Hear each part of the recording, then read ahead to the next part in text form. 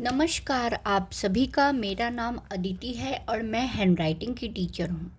मैंने डे 10 की वीडियो में आपको जितने भी अक्षर थे उनके आधे अक्षर कैसे बनाने हैं मैंने आपको वो बताए थे।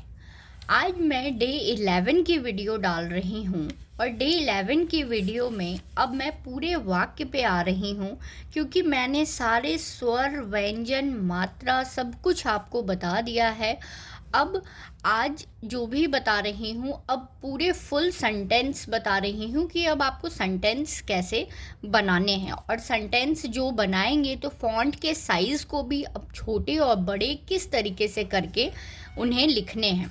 देखिए मैं आपको बता रही हूँ। अब ये आप देखो कि पूरी कंप्लीट पेज में मैंने कुछ पैराग्राफ्स लिखे हैं और ये राइटिंग किस तरीके से निकल करके आ रहे हैं। मैंने एक एक चीज़ को वैसे ही बनाए, वैसे ही लिखे हैं जो मैंने आपको पूरे थ्रू आउट द क्लासेस बताए हैं कि आपको किन किन चीज़ों पे ध्यान देने हैं। अब मैं आपको आज यही चीज़ एक बार बता रही हूँ कि अब कोई सेंटेंस जब शुरू करेंगे तो अब कैसे बनाएंगे। पहले फ़ॉन्ट फुल साइज़ में बता रही हूँ जैसे मैंने अब तक आपको बताए हैं। कोई भी वाक्य उठा लीजिए, जैसे मैं एक छोटी सी वाक्य बना रही हूँ, ध्यान से लिखेंगे और कितने कितने गैप पे सारे वर्ड्स को एक दूसरे के गैप पे भी लिखने हैं, इन चीज़ों का भी हमें ध्यान देना है। अभी स्पीड के लिए प्लीज़ परेशान मत होइएगा। स्पीड तभी आएंगी जब लिखने का तरीका सुधरेगा, और जब लिखने का तरीका एक बार बन जाएगा फिर स्पीड जो भी है वो बस प्रैक्टिस से ही होना है। स्पीड के लिए कोई अलग फंडा नहीं होता। आप जितना लिखेंगे, लिखने पे जितना टाइम देंगे, जितना चीज़ों को ध्यान देंगे, प्रैक्टिस करेंगे, उतनी ही वो चीज़ें परफेक्ट और इम्प्रूव्ड होगी।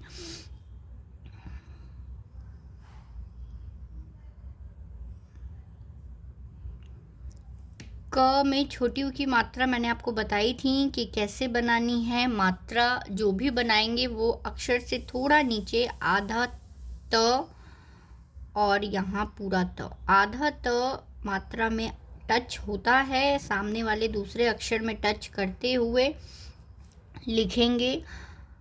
फिर थोड़ा गैप देने के बाद फिर दूसरे वापस शुरू करेंगे।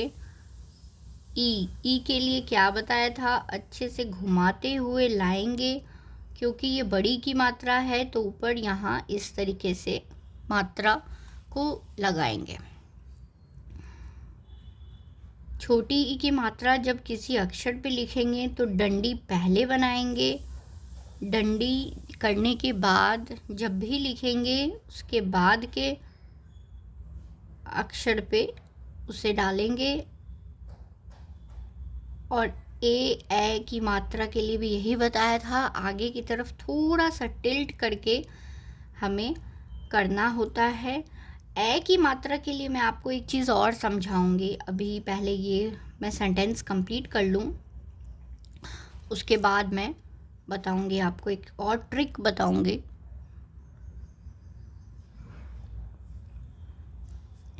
भ भी जैसे बनाते थे वैसे ही बनाएंगे। छोटी की मात्रा थोड़ा सा उससे हटा करके लिखना है। मैं क्लास को लंबा नहीं ज़्यादा खींचूंगी। आई थिंक आज का क्लास सफिशिएंट होगा। जो भी है, मैं फ़ॉन्ट के साइज़ को भी थोड़ा बता रही हूँ कि अब फुल साइज़ से थोड़ा डिक्रीज़ करके आपको कैसे लिखना है, ताकि जिनको छोटी राइटिंग बनानी है वो भी उस चीज़ को कैसे बनाएंगे। था के लिए बताया था, थोड़ा आगे से घुमाते हुए लेंगे, और ताकि जब गोलाई आप बनाओ तो वो आगे से आप उसको अच्छे से घुमा पाओ। अब देखो, और में ए की मात्रा है। अब मैं यहाँ आपको समझा रही हूँ, ध्यान देना आप। लाइन को जब हमने ऐसे सीधी बनाई, अब ए दो है और दोनों एक ही पीछे वाली डंडी पे आनी है, तो अब दोनों को एक ही डंडी पे कैसे एडजस्ट करेंगे। तो देखो आप, मैं क्या बता रही हूँ। पहले जो छोटी है, ध्यान से देखना, पहले जो छोटी है उनको थोड़ा सा आगे की तरफ शिफ्ट करके बनाएंगे और दूसरी को थोड़ा उसी के साथ ऐसे लेंगे ताकि वो दोनों एक ही डंडी पे अच्छे तरीके से एडजस्ट हो जाए और मात्रा जो भी डालें वो अक्षर, जिस अक्षर के लिए मात्रा लगाई जा रही है वो मात्रा उसी अक्षर पे ही आए, आगे पीछे ना जाकर उसी अक्षर पे आए। ह के लिए भी क्या बताया था, अच्छे से घुमाएंगे इस तरीके से। स्पेशली मैं बच्चों के लिए आज बोल रही हूँ, मदर जो भी अपने बच्चों की राइटिंग के लिए परेशान है, आप एक बार इस तरीके से राइटिंग उन्हें समझाकर सिखाकर उन्हें बताएं।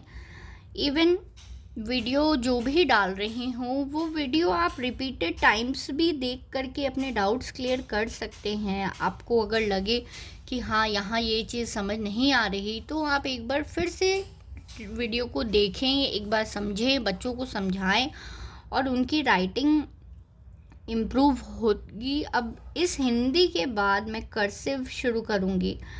कर्सिव के लिए भी मेरे पास आए थे कॉल्स कि मैम मुझे अपने बच्चे को कर्सिव हैंड राइटिंग सिखानी है, तो मैंने उन्हें यही कहा था कि ये बस हिंदी मेरी राइटिंग कंप्लीट हो जाए उसके बाद मैं शुरू करूँगी, ताकि जिनको हिंदी प्लस कर्सिव दोनों ही करनी है तो उनको कहीं कन्फ्यूज़न ना रहे।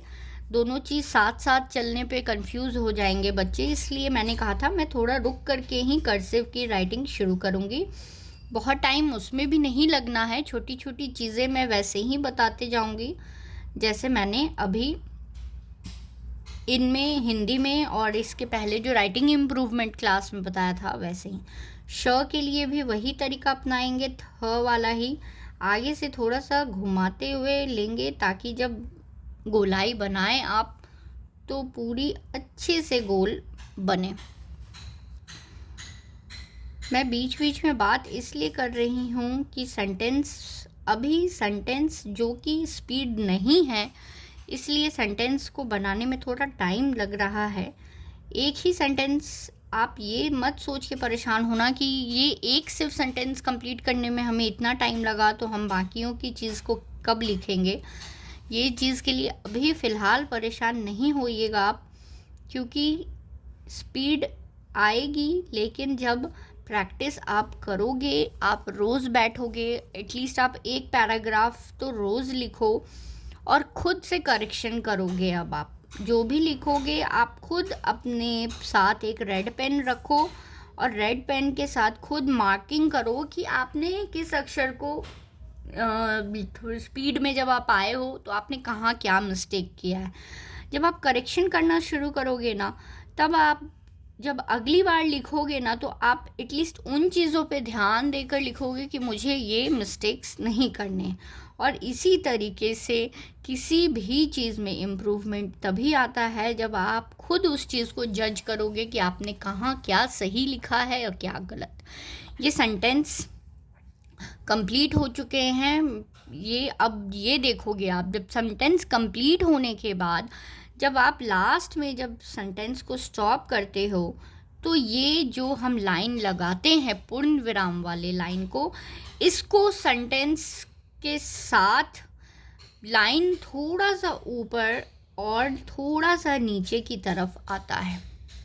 इन दोनों लाइन को क्रॉस करते हुए, ये नहीं कि बिल्कुल बराबर लाइन के साथ साथ इसको लगाएंगे, नहीं, बिल्कुल भी नहीं। ये अगर आप ऊपर से ना भी इसको लाओ ना तो एटलीस्ट नीचे से थोड़ा सा बाहर निकालेंगे इस तरीके से, ताकि ये बिल्कुल क्लियर हो कि ये कोई मात्रा नहीं है। ये सेंटेंस को ख़त्म करने के बाद जो पूर्ण विराम डाले जाते हैं ये वो पूर्ण विराम है। और हाँ, पूर्ण विराम ख़त्म करने के बाद जब ये पूर्ण विराम बीच में आए, कहीं सपोज़ यहाँ आए, अगर पूर्ण विराम आपने ख़त्म किया उसके बाद थोड़ा सा, बिल्कुल थोड़ा सा स्पेस यहाँ छोड़ करके फिर वापस अपने सेंटेंस को शुरू करेंगे। बिल्कुल साथ साथ पास पास लगाकर किसी भी चीज़ को नहीं। देखो यहाँ मैंने कॉमा जब लगाया तो थोड़ा स्पेस दिया, इवन हर अक्षर के साथ थोड़ा थोड़ा स्पेस दे करके ही लिखना है। अब ये एक छोटा सा सेंटेंस मैंने बनाया है, आप कोई भी सेंटेंस के साथ प्रैक्टिस कर सकते हैं। ये बिल्कुल सेंटेंस इसलिए बता रही हूँ कि अब आप देखो, ये बिल्कुल पूरे अब तक के जितने चीज़ भी आपने सीखे हैं वो उन सबों को ले करके ये एक सेंटेंस बनाया गया, जिसमें मात्रा, आधे अक्षर, पूरे अक्षर सब कुछ मिले हुए हैं। अब इन्हीं चीज़ों को, इन्हीं राइटिंग को अब मैं छोटी करके बता रही हूँ, ताकि अब जो छोटे लिख रहे हैं उनको भी पता चले कि कैसे लिखने हैं। अब सेम इसी चीज़ को मैं छोटे फॉर्म में लिखती हूँ। जैसे ए जब आप लिखे यहाँ ऐसे लिखेंगे, ए क। से दिस, आई थिंक कोई डाउट नहीं होना चाहिए। एक, अब क जैसे आप नॉर्मल लिखते हो और मात्रा जैसे लगाते थे वैसे ही लगेगा। कहीं किसी चीज़ को, जो भी तरीका है, तरीका को बिल्कुल बदलना नहीं है, बस साइज़ को छोटे बड़े करने हैं। ठीक है, साइज़ के लिए वही बता रही हूँ।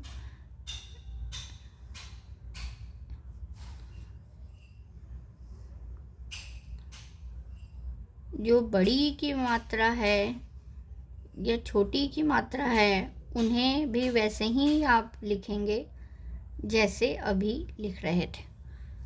आई थिंक आपको दिख रहा हो, आप चीज़ों को समझ भी रहे हों।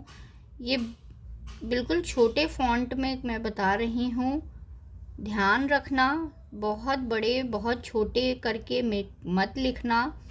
जो आप अपने साइज़ के अकॉर्डिंगली लिखना चाह रहे हो वैसे ही उसी तरीके से बनाना अक्षर को।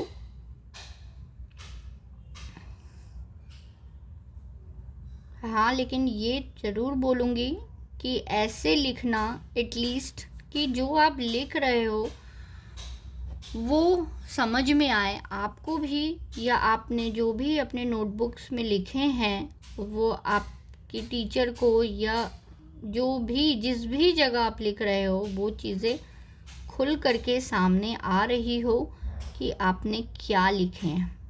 इवन जब आप बाद में खुद अपनी नोटबुक ओपन करो तो आपको पता चले। बहुत बार मैंने ये भी देखा है कि जो बच्चे लिख तो लेते हैं लेकिन थोड़े टाइम के बाद उनको उनकी खुद की राइटिंग समझ नहीं आती है कि उन्होंने क्या लिख दिया है। तो एटलीस्ट ऐसा तो मत ही करना, ऐसा लिखना कि कभी भी अपनी नोटबुक खोलो तो साफ साफ समझ आए कि आपने अपनी राइटिंग क्या लिखी थी। अब यहाँ एक चीज़ और देखो, यहाँ मात्रा ऊपर, बहुत सारी मात्राएं ऊपर वाली लाइन में आ रही थी, जिसके वजह से हमने 2 लाइन को मेंटेन किया था। बीच में एक लाइन को हमने पूरा ही छोड़ा था, क्योंकि जो दूसरी मात्राएं ऊपर की तरफ आ रही थी उनको लिखने के लिए भी हमें स्पेस चाहिए। बट यहाँ ऑलरेडी बीच में इतना स्पेस हमने दे रखा है, इसीलिए अब छोड़ करके लिखने की ज़रूरत नहीं है। जब आप यहाँ ख़त्म कर रहे हो, इसके बाद दूसरे ही लाइन में आप अपनी अक्षर की शुरुआत कर सकते हो। सेंटेंस वापस से वहीं से दूसरे ही लाइन से शुरू कर सकते हो। हाँ, लेकिन ध्यान से लिखना, बिल्कुल क्लियर चीज़ें समझ आए। जो लिख रहे हो वो चीज़ बिल्कुल अच्छे से समझ में आए, चाहे राइटिंग बड़ी करके लिखो चाहे वो छोटी करके लिखो।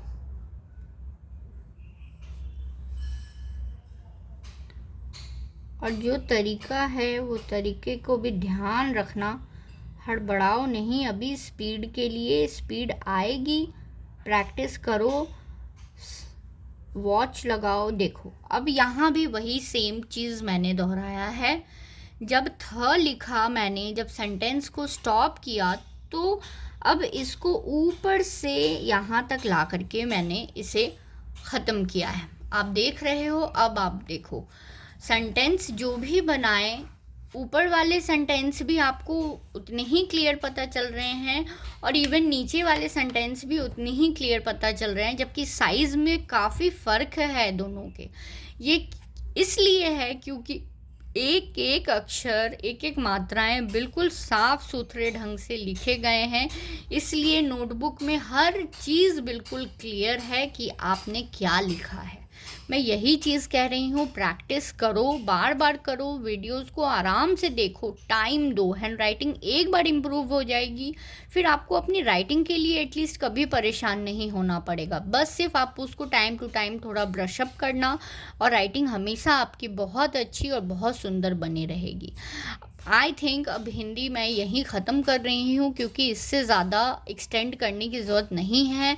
मैंने आपको इवन हिंदी की काउंटिंग भी बता दी है। काउंटिंग में भी अब आपको कोई डाउट नहीं होना चाहिए कि आपको 1 से 10 की गिनती हिंदी में क्या लिखनी है, कैसे लिखनी है, ये भी पता है अब आपको। अब आपको हिंदी गिनती भी लिखने में परेशानी नहीं होनी है, और ना हिंदी वाक्य अक्षर कुछ भी बनाने में परेशानी होनी है। ये देखो, बिल्कुल साफ सुथरे अच्छे तरीके से मैंने आपको बताए हैं। मैं वीडियो को यहीं ख़त्म कर रही हूँ। प्लीज़ प्रैक्टिस करो, अपने फ्रेंड्स जिनको भी राइटिंग सीखनी है उनके साथ अपनी क्लास शेयर करो, उनको भी सिखाओ, आप खुद भी सीखो। अब थोड़े टाइम के बाद मैं कर्सिव की शुरुआत कर रही हूँ। जिन्हें कर्सिव सीखनी है, अब वो कर्सिव राइटिंग पे भी प्रैक्टिस शुरू कर सकते हैं। Thank you so much.